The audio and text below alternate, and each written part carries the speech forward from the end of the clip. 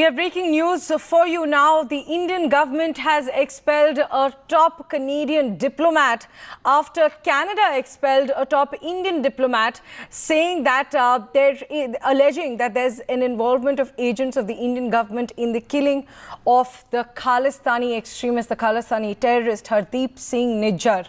Now, the Canadian Prime Minister Justin Trudeau had also given the statement and announced, the Canadian government had announced that the top Indian diplomat has been expelled. After this decision has been taken by India.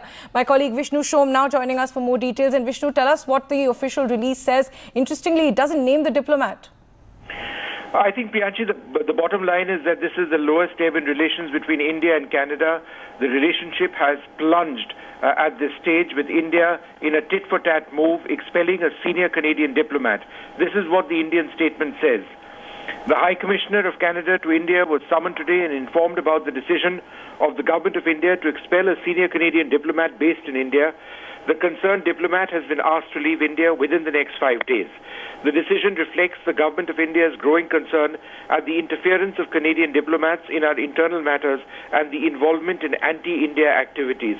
So New Delhi's position on this is absolutely clear. It comes within hours of the Canadian Prime Minister Justin Trudeau telling the Parliament of Canada, or alleging in the Parliament of Canada, of the involvement of India in the death of an extremist, Hardeep Singh Nijjar, who, as you know, is a Khalistani, who is someone India recognizes as a Khalistani extremist based in Canada.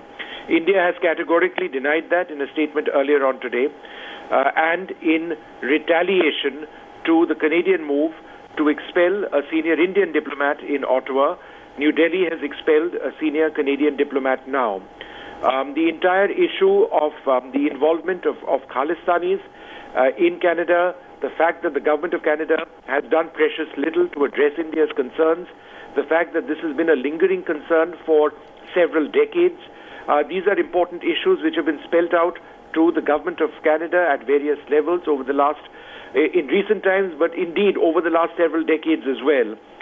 The fact that you've got effigies of the former Prime Minister Indira Gandhi out in parts of Canada, the fact that there has been protests outside Indian missions, efforts at naming our High Commissioner with posters and threatening him, is part of a resurgence of the Khalistani movement in Canada, which India will not have any truck with. We are very clear about what we see. When Justin Trudeau was here a few days back for the G20 meet, he was told in no uncertain terms that this has to be dealt with and that this cannot be going on as it is.